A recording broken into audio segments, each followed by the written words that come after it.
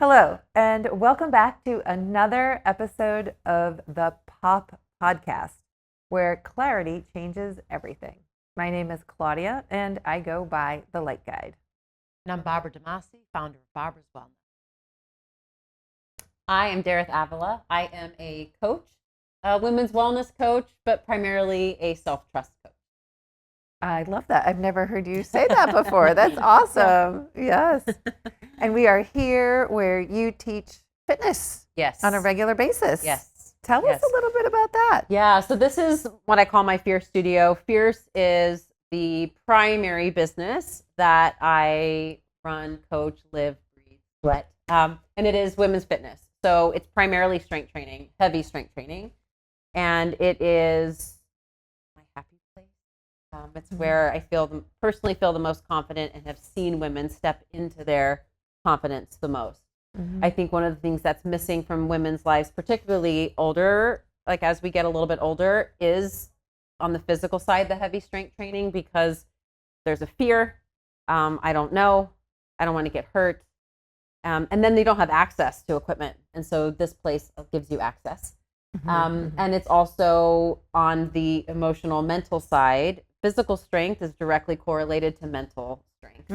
And for most people, it's easier to say, oh, I'll come in and I'll exercise and I understand what that is, versus if I try to start someone with, let's think about your mental and your emotional strength, you're like that's woo, or I don't really get it.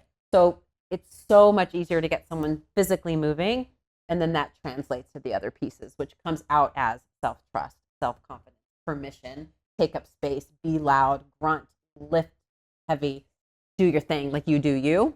And that's where it's shown up the most. Absolutely. Yeah. And I could not agree more. And it was a side benefit that I didn't even know I was going to get. But I remember when I started my fitness journey, the heavier I lifted, the more I was like, if I'm putting this much effort into what I'm doing for myself, I'm not going to let anybody treat me in a way that doesn't match that. Absolutely.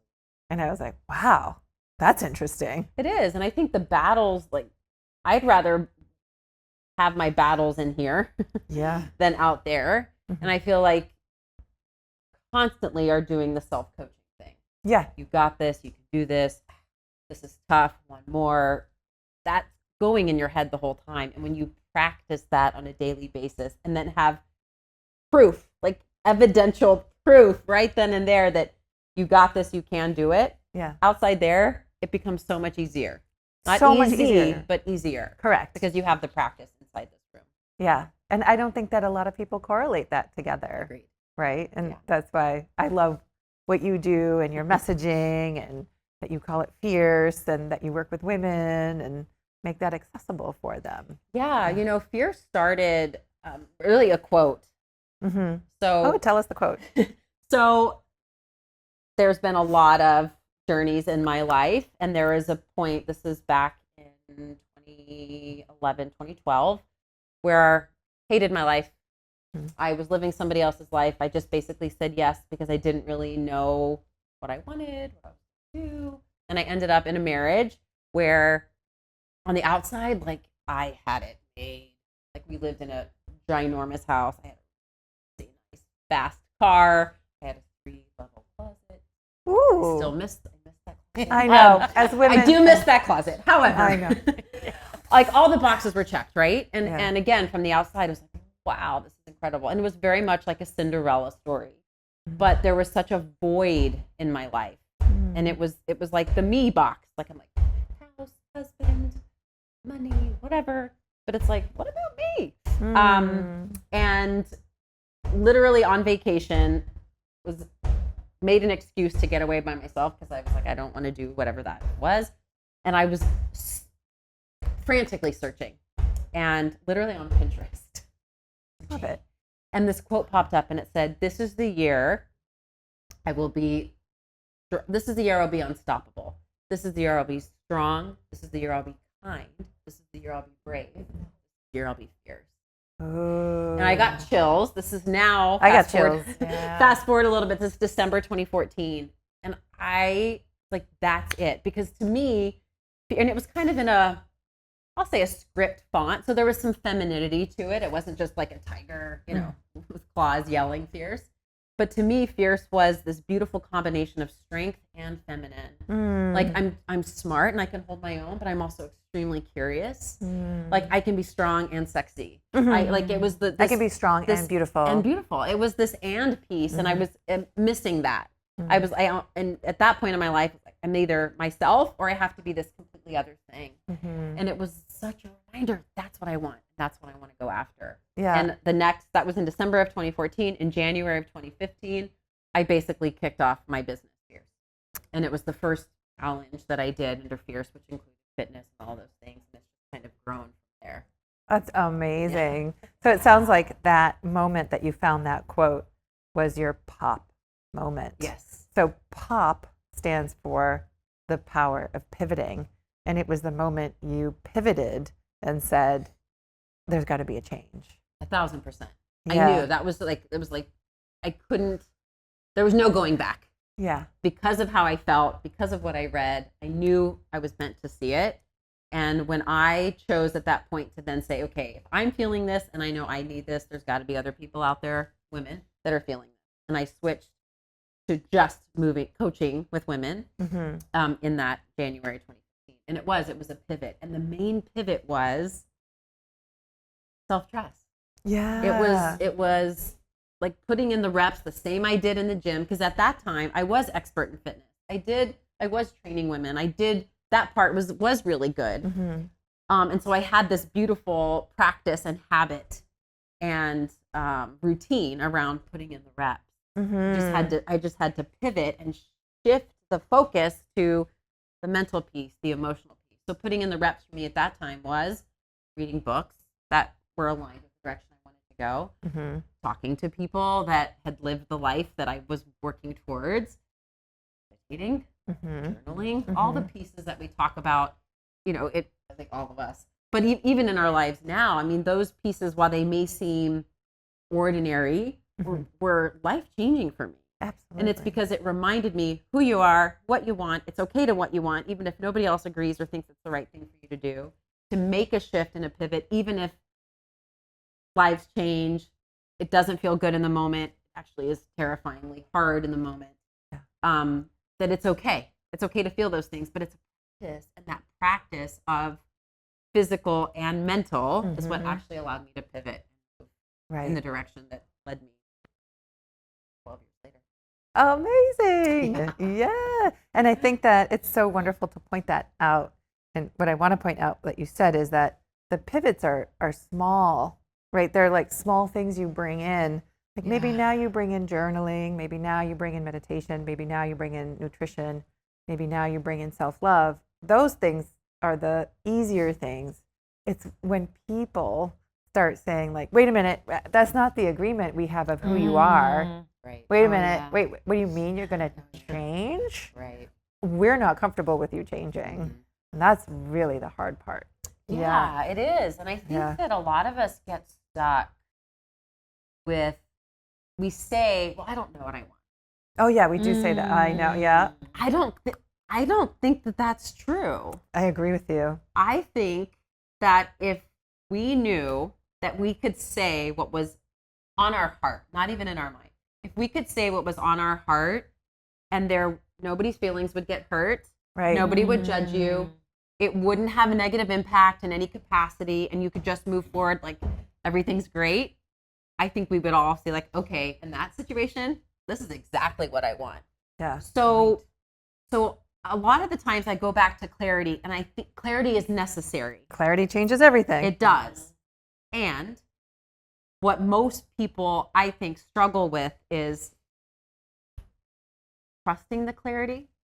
I agree. Because that is what gives you permission to act in the direction. And that's what I was like. I knew I didn't want the life I was living.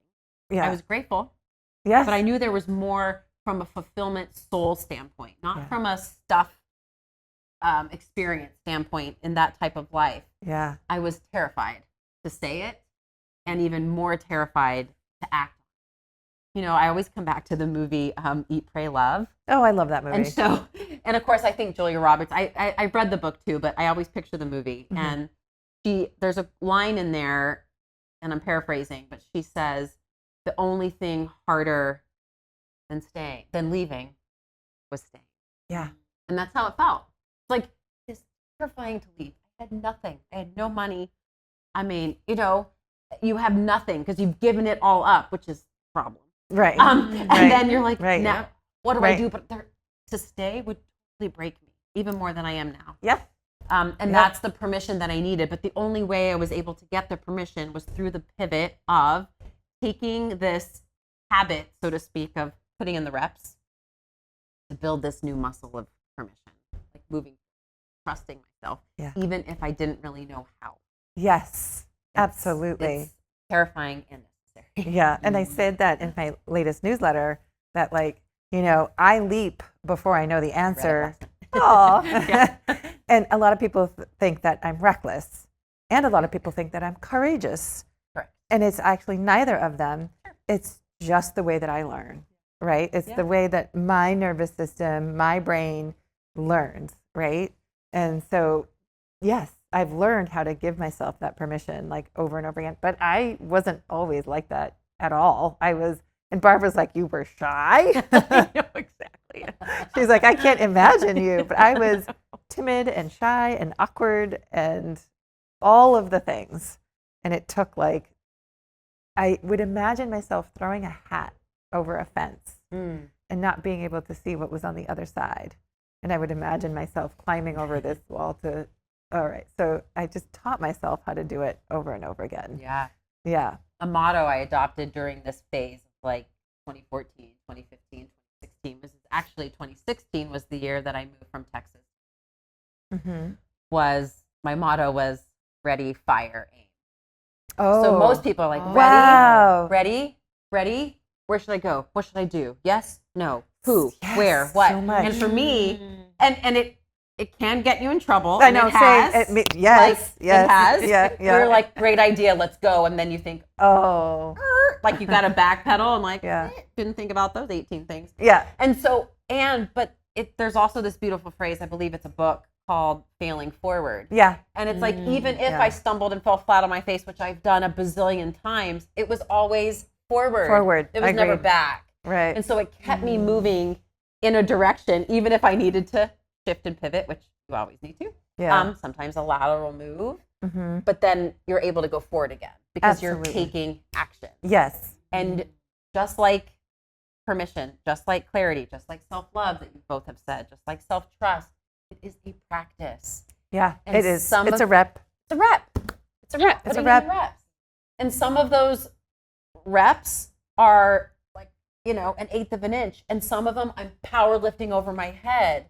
And they all have value and they all are part of the process and they all build confidence. I think there's this misconception that a pivot has to be bold. Right. Like getting a tattoo. Right. I actually had this conversation after our last retreat.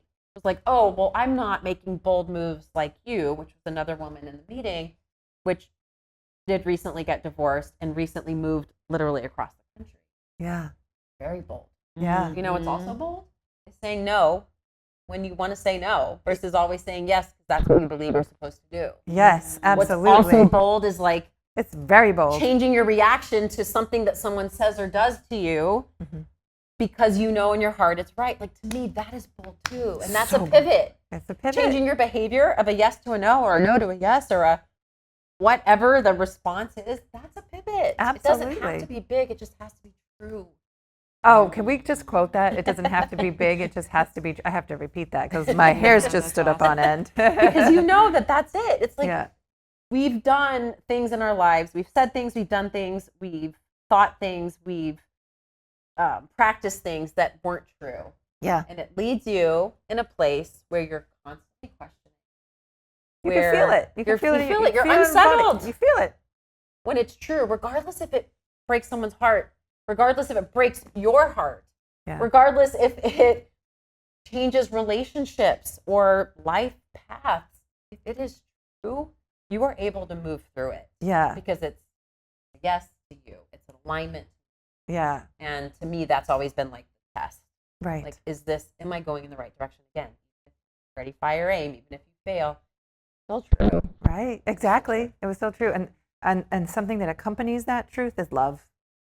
They go side by side, because every time I've spoken my truth from a place of love, there's no argument, there's no hurt. Like, yes, there's tenderness, but there's like, oh my God, I wish you the best. I want the best for you, when you can speak your truth from love. Because you can speak your truth from like fear. True. So there's like a different vibe inside of like, fully open heart, right? Fully open heart. Yeah. It's scary. That's the scariest part. But when you speak from love, there's a frequency that changes in the room. Yes. Yeah. It's received differently. It is. And I think that ties back to when it comes to pivoting. No, anybody's like, I don't know what to do. You do. You do. Yeah.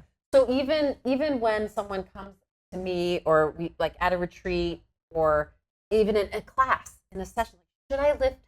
Should I go up, or should I? I'm like, you know the answer.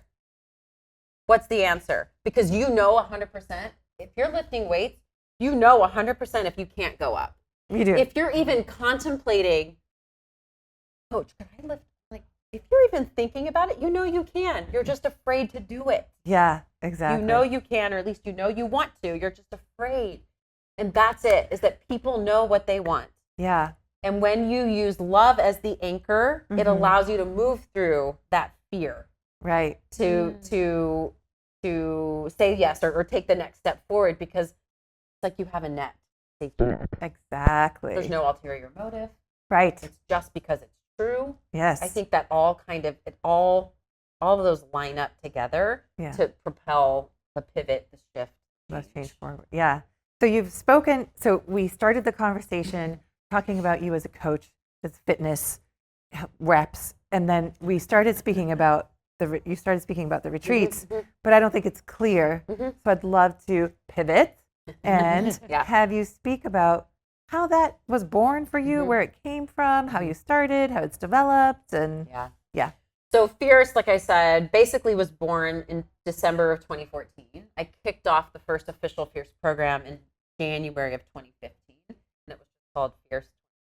Yeah. Very straightforward. And I did that for many, many years, right? And then I moved here. And the beauty of moving here was that just because the way that my work was positioned back then, I was only allowed to have an online program because my in-person business at the time, I was working as a personal trainer for a country club in Houston. And anything you created while under their employment was theirs.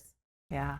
And so I got this idea for Fierce when I got the quote. I was like, this is my baby. This is my thing. I went to my manager and I said, this is going to be my thing. It's called Fierce. It's women only. This is what I want to do. What do I do to make sure that I can keep this when I leave? Because I knew I was going to leave at some point.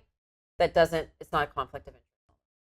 So she helped me get it set up. So it had to be online only. I couldn't solicit all the things.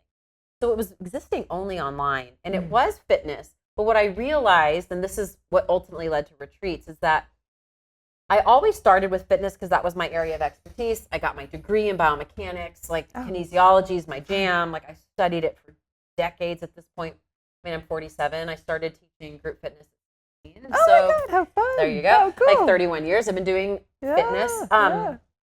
And I always use that as the anchor. And it will always be the anchor because of what I said earlier. People understand exercise. They don't really understand the other part.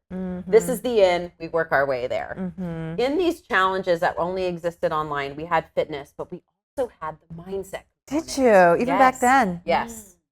Very and cool. I was shocked at how open, now again, we only existed online. This is back when Facebook groups were like the new thing. We only existed online. And so there was this kind of armor of being online that keeps you safe. And so the openness that women were sharing in these groups was mind-boggling. And these are women, a lot of them I had known, because when I first started, I reached out to friends because I'm like, hey, I'm starting something. You want to do it for free? So a lot of these women I had graduated high school with, or I had known in their circles, they were sharing things I had never heard. Wow. And it was this beautiful combo of yes, eat, yes, sleep, yes, drink your water, yes, move your body. But underneath it all, are you a happy person? We were just talking about this. Am I happy? do I love my life? Like, do I wake up excited? Those pieces are more important. It's just people don't want to start there. We got to work our way there. Yeah. So because of this experience with these online challenges, I realized, yes, fitness will always be a piece, but it's not the piece. Mm-hmm. And it is what I'm mostly known for, which I like. I take that as like a badge of honor. I love Same. that because people Yeah. see me as physically strong, which I love. Yeah. And that will always be a piece. But I realize what people need the most help with, the foundation. Right. And so I didn't even know what retreats were. I moved here in 2016, and I reached out to a friend of mine who actually created my Fierce logo, which is a big hot pink circle that says Fierce. Kendra. Super cool. Kendra Yeah. Lewin. Favorite people in the whole world. I'm going to do a retreat in Costa Rica.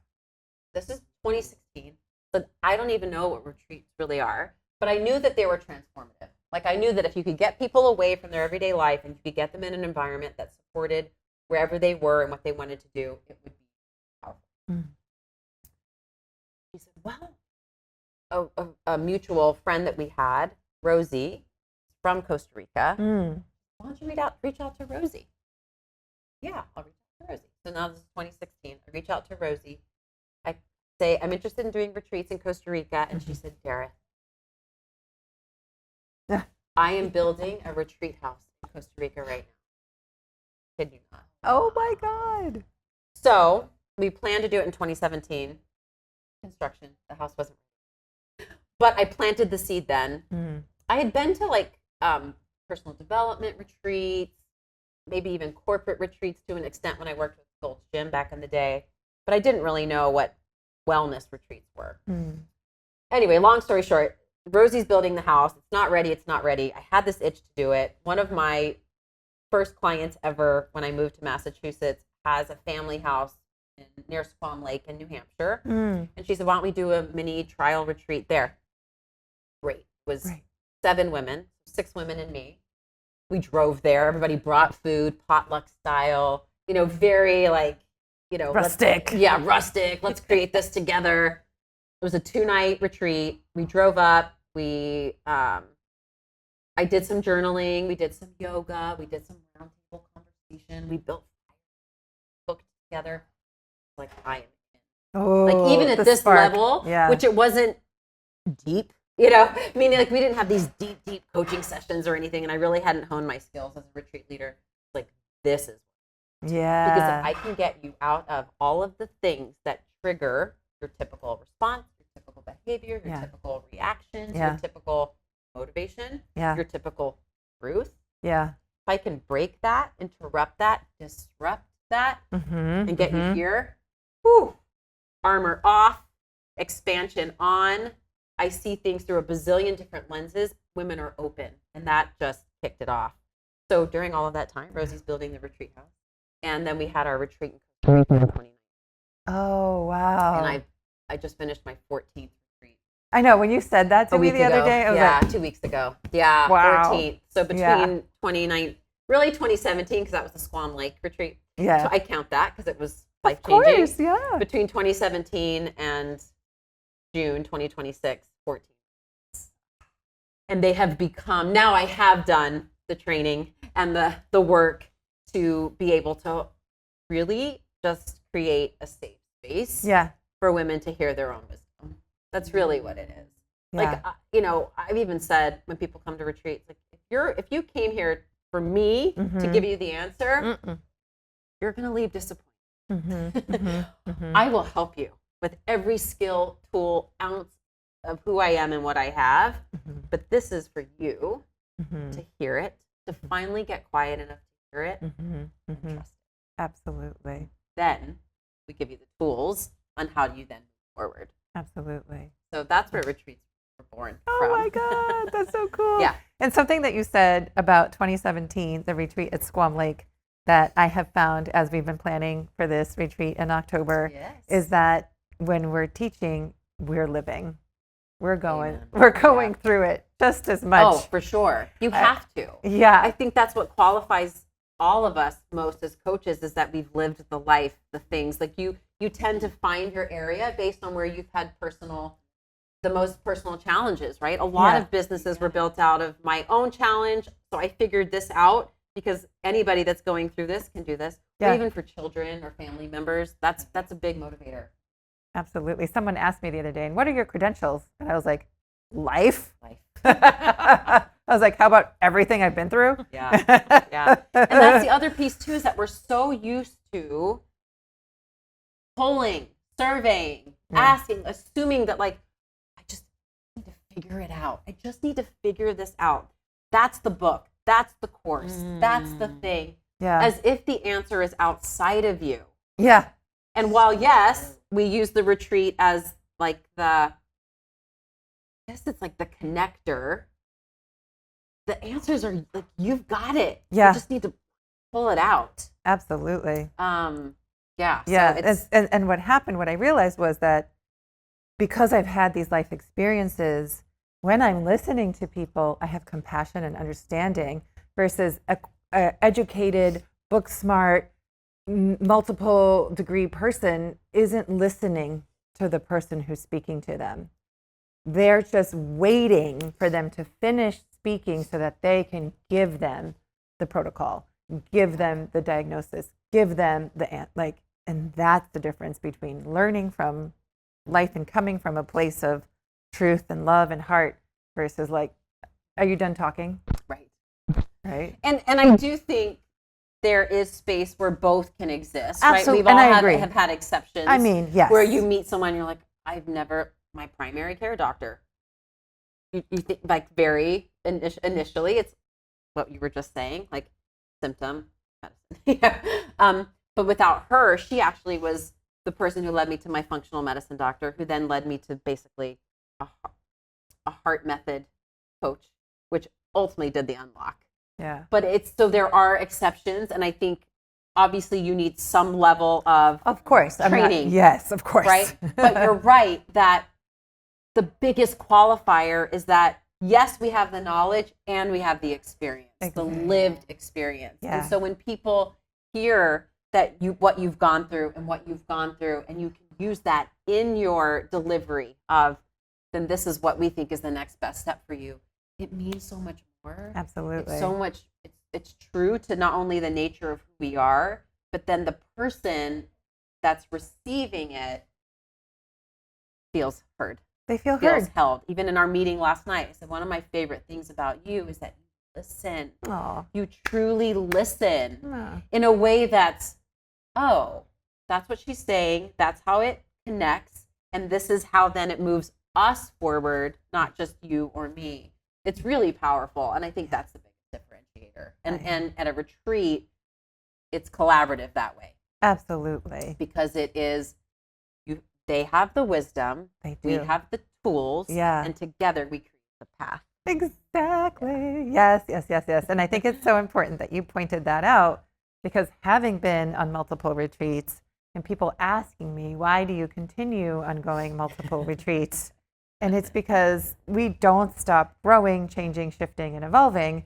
Someone who read my newsletter recently said, whoa, I thought you were doing great, and I just saw you, this just expanded everything. So there's no limit to our growth, to our potential, and we do have to get out of our environment, because there is something to neural pathways. Like we get up out of the same side of the bed every day. We put our same foot down on the floor every day. We walk to the same part of the bathroom in the same way every day. And so where is there room for us to observe ourselves from out here, right? To note, it's so automatic, right? So it's so important to go away somewhere. And sometimes I find that when you have to, there's a little bit more of a challenge to get there, like the retreat that we're hosting in October is in Martha's Vineyard. So you have to get on a boat and take a ferry. Like, good. Stretch your neurons in that way. Be uncomfortable in that way. That's all part of it, right? I used to do a lot of plant medicine. I don't recommend anybody that does it, but I do share my experiences with it. And the first time, if it's right for you, it's right for you, and it'll find you. But the first time I had to go to a plant medicine retreat was on Nantucket. And I had to figure out how to carry all my things. I had to bring a mat with me. I had to bring a blanket. and how am I going to get it on the ferry? But it was like me stretching myself, right? It's all part of it. My So- favorite quote: "Everything you ever wanted, on the other side of you." 1000%. Oh my gosh. It is. Yeah. Yeah. Yeah. Yeah. Yeah. Because And- that discomfort really puts the brakes on. I can speak for myself. Yeah. And It's what true. experiences have you stretched yourself to that have been, I mean, can we talk about that? Because I love hearing them. You've done some things. Oh my word. Where do I start? Yeah. Well, first of all, to come into midlife Yeah. and to make these decisions to get divorced, that is one of the bravest things anybody will do. Yeah. It is so courageous because you come out of it, you don't know if you can make it financially, where you're going to live. It's the most beautiful thing. Well, I mean, But it's a big one. but it's a big one. It's life changing. Those are life changing. It takes a lot Absolutely. of courage. Yeah. And I think, to your point, people don't realize what they're capable of doing Right. until they do it. You That's know, true. in class we say that all the time. It's like, you know, if there's a jump, let's say in one of our classes, well, I'm just gonna. And I realize there may be injuries or extenuating circumstances. Yeah. And we stop losing the ability to do things when we stop doing the things. Mhm. And you've got to continue to push it just to see. And you can always go back. You don't have to stay there, Mhm. but check it out. And I think most of the time, I mean, you actually see the shock. And I didn't know I could do that. Mhm. We ziplined in Costa Rica, Mhm. and we had everybody got like a 10-second clip of them flipping in and taking off. I mean, and we're canopy over the jungle. Like, this is It big is a time. Big. This is half a mile. It's actually called Big Daddy. Big time, right? And people were terrified. There was questions leading up to this. And everybody did it. And then they got this. And the group that has showed this. I did this. I showed my family what I was able to do. And a couple of the women said, anything that has happened since the retreat, and this has only been 3 weeks, maybe, 3 weeks, they'll say, I zipline in Costa Rica, I can do this. Yep. And that's the thing. That's the fitness correlation to the mental strength. It's like, I can deadlift. Maybe it's 50 pounds. Maybe it's 100 and maybe it's 200 and something pounds. I can do that. I have the ability to do other hard things. Mhm. And Coach Kate, who's one of my fierce coaches, said, and we don't have to abandon who we are to do the hard. And that to me is like that drops you in. It's kind of the opposite. It's kind of like you get to discover who you are.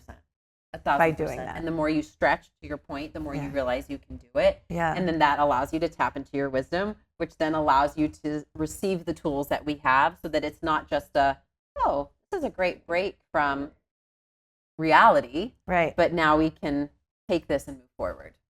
You can integrate it. Yeah. So a lot of people talk about integration after retreats. And I just spent a lovely dinner with a friend of mine, and he was like, how do I integrate this? What does integration mean? And I think that people have a misconception of integration. And I think that they think or misconceive that it should be instant. Right? Like, okay, Well, so instant integration. I'm Right. like, integration can take up to a year or more. Yeah. Right? Yeah. Yeah. Totally. Yeah. So I think that not only do they think that it's instant, but it's also, there's a couple things. One of the things that comes up a lot after retreats, or even let's say with exercise on vacation, is that we think that this has to match this. And it's not. Like, there's the volcanoes in Costa Rica with the monkeys in the background and the perfect music and the correct yoga mat and the right. That's great. Like, that's all beautiful. Those are like decorating your walls. We need the foundation. Sit on the foundation's in here. And so what you do is you learn how to tap into this so that regardless of where you go, you bring it in. That's So right. you can be in the coffee shop with the crazy loud noise. You can be, on the ferry going to the island, and you can drop in to, I've been here, done this. know this. That's integration. Where Yes. you take the tools and you apply it to anywhere you are in your life, knowing that you are the anchor, you are the foundation, and it is up to you with the tools that we teach Mm-hmm. to pull it in when, if and when it's needed. Exactly. That to me is integration. And because, Yes. like to your point of it taking a year, it's because we're always evolving. So what worked for me 6 weeks ago may not work today when stuff hits the fan and Right. life throws you a curveball. But I Absolutely. can always drop in. I can always come back to that. Oh yeah, that breath, Right. that wisdom, that word, that never. It doesn't. And it is the word, it's the feeling. Like when I'm meditating, my meditation teacher will say, "What was that feeling? Remember that feeling." And I'm like, oh. So I pay a lot of attention to what I'm feeling. Like I what was I telling you that, oh yeah, we had a surprise. And I was like, I want to anchor that surprise in my body, right? Because so many wonderful things happen to us. And I think we skip over the wonderful things a lot more than we skip over the challenging things, right? So something challenging or awful happens to us and we're like, oh, and you feel awful and you're unconsciously anchoring that into your body, right? But then like we had this surprise and I was like, this is really good. And I was like, breathe, feel it, anchor it. Where in your body does it feel good right now? Anchor it. And then I do walking meditations a lot more recently now. And I'm walking and I'm going to remember that phone call, remember that feeling and walk. And I'm feeling it in my body. So it's so important to anchor in the feeling, right? And the words, right? Courage right now. Confidence is a big one for me. Communication is a big one for me. Yeah. Love So- that. And I think that most of us have never been taught how to feel life. Mm-mm. We're taught how to manage our emotions. We're Mm. taught how to leave.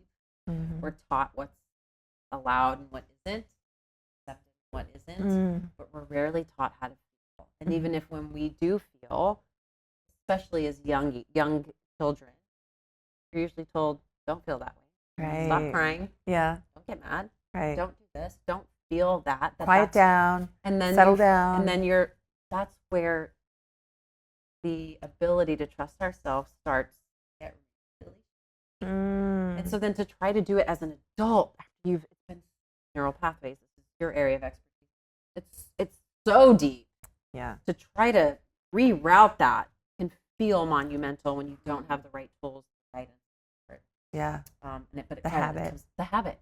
But it's like, what do I feel? How do I trust that feeling? And then give me the permission to take that, like take that forward, to move in the direction that I know I want to go. Absolutely. And I think that as women, we are like a little more cautious about those things. Like men tend to be like, raw, let's go, right? So I love that you focus on women and support women and teach us. I mean, one of our like taglines in class, like, this is not your mom's workout. Oh yeah. Because most of our moms didn't lift. They did it with cardio. They did like the shake things and like, yeah. I don't know, whatever. It was like, and there's other stuff that's great. We did It's all the just step. I different. did step. I did too. Yeah. It's just different. It's just different now, right? Yeah, exactly. Yeah. And I think you point to this a lot too, that you love reading all of these new science journals, because I think that sometimes we're taught, well, science says, right? But science is changing all the time. All the time. Right? Like, yeah, we're always evolving. So no, it is not your mama's workout. And now lifting we've learned what beautiful metabolic function that has in our body. So, And the effect on your brain, an aging brain. It's a big deal. oh my gosh. Yeah, your thighs and What? your glutes to your brain. Yeah, yeah. Wait, what? Oh, yeah, Explain. yeah. Explain. Just the studies that come out about that. They're that connected. Are pretty new. They're Yes, new. for an aging brain, it's very important. Thighs, glutes. Those are your power muscles. Yep. Yeah. Yep. That's what gets you Calves, off the toilet calves. at 80. Yeah, yeah. Yeah, but they're Oh. talking about The cog- like brain. the- They're talking the about cognitive cognitive function, function, as you 100%. age is linked to those specific muscles. Got to say calves.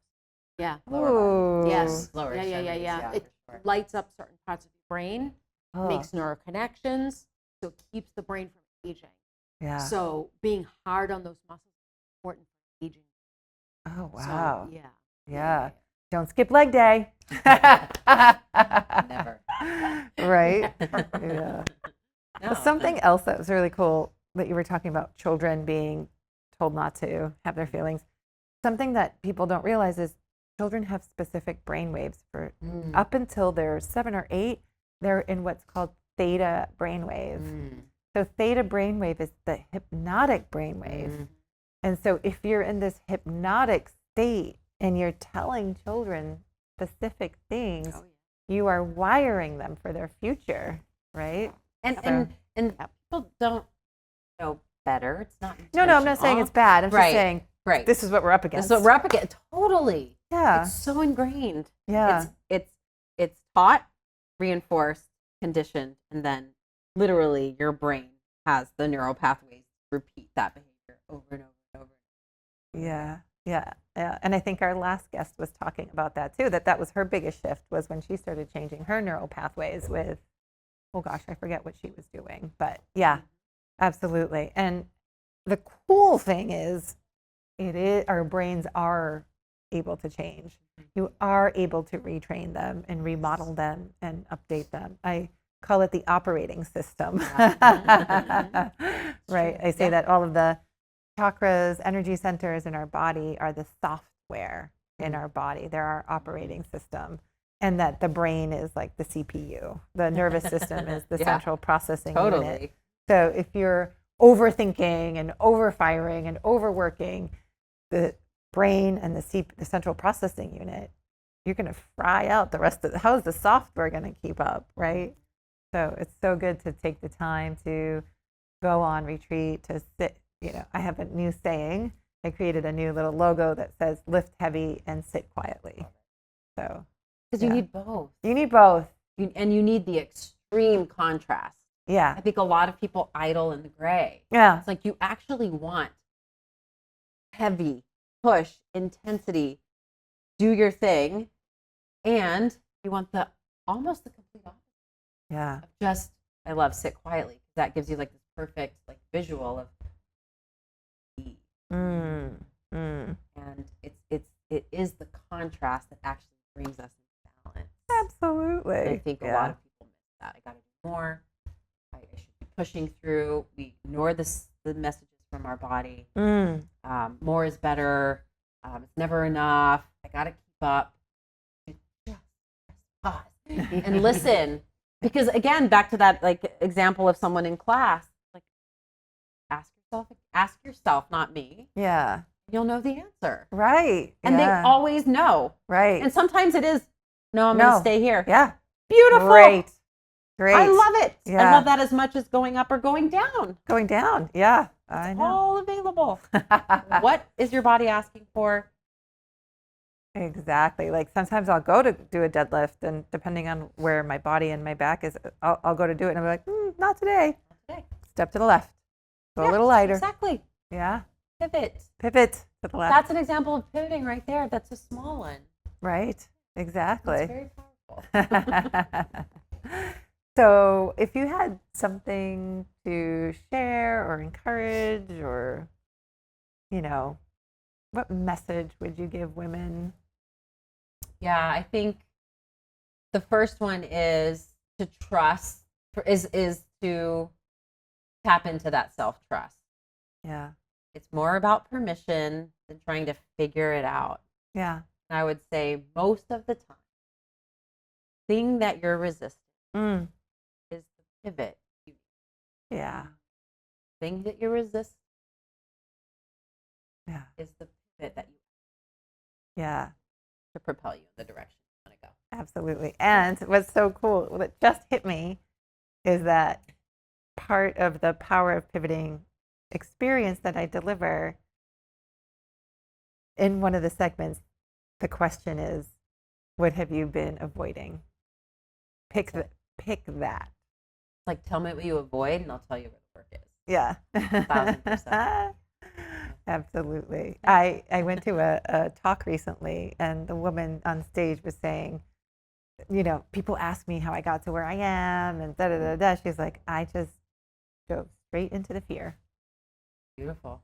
I know. She's like, I beautiful. did this thing I was the most scared of. And she's like, if I give you one thing tonight, she's like, before you go to bed, do one thing you're afraid of, or else this is for nothing. Yeah. Or else you came here for nothing. And it's right? it back to your point, like that's what teaches you what you're capable of. Yeah. Yeah. Confidence, your word. The word. That's what it does. It builds the confidence.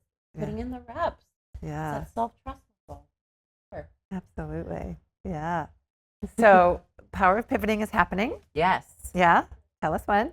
So we have Power of Pivoting October 22nd through October 25th Yeah. this year, 2026, Yeah. on Martha's Vineyard at this beautiful location called the Vineyard Arts Project, Yeah. right in Edgartown. I haven't seen it yet, so I'm Oh, so excited to It's see beautiful. it. This will be our third time there, so Oh, it's good. a place that's near and dear to my heart. Yeah. And we go at a time of year in the fall where we're in transition, which is why we chose that, because it mirrors what's happening in real life and the pivots that we're working through. But it's also a beautiful time to be on the vineyard because it's quiet. So it gives us literal and figurative space to explore, to share, to be. Mm-hmm. And it is a calming vibe because we're literally right next to the ocean. Ooh. It's incredible. Yeah. Yeah. I'm like tuning into it and feeling what it's like in October. It's already a beautiful, quiet time compared to the hubbub and the activity of summer. And I find being on the islands at that time is just so special and so quiet and so calming. And nature is literally pivoting as well. Exactly. Yeah. Yeah. It's like metaphoric, but also literal. I mean, we're on an island because we're getting you away from the stuff.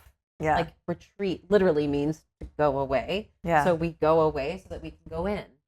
And it's a necessary interruption to be able to experience what we talked about. Absolutely. And to then know that you're surrounded by peace, Mm-hmm. calm, Nature. ability. Yeah. Is just It is. It absolutely is. And I'm so excited about all the things that we've planned together to deliver for it. It's going to be truly magical. Yeah, this is going to be a different experience than I've ever. It'll be my 15th retreat and completely different. Not only because we've never done a retreat together, but because of the expertise that you're bringing in, the tech component to the coaching journaling piece that I've done, the embodiment, the somatics that I coach. Yeah. I'm fired up and I'm so hungry. Yeah. To be in the moment of that experience to see how it really is in everybody and then the takeaway. I know. I'm so excited too. Yay. Yeah. Thank you for saying yes. Yeah, of course. Thank you for inviting me. I was like, oh my God, she asked me. Okay, yes. My pleasure. Yay. So I think, unless there's anything other last words, I think we have done the thing. And Agreed. Yeah, I think absolutely. it's great. Thank you for giving me the opportunity to share. Oh my gosh. Nice to sit with you. It was so great to hear everything that you had to share in this way. Yeah, thank you. Yeah, Appreciate it. thank you. So thank you for joining us. Don't forget to like and subscribe. And you can join us over on Patreon. We have more content over there. And hit the notification button. You'll know when we upload. Thanks for Well done. Cut through the sleep deprivation. I love it. Great. That's great.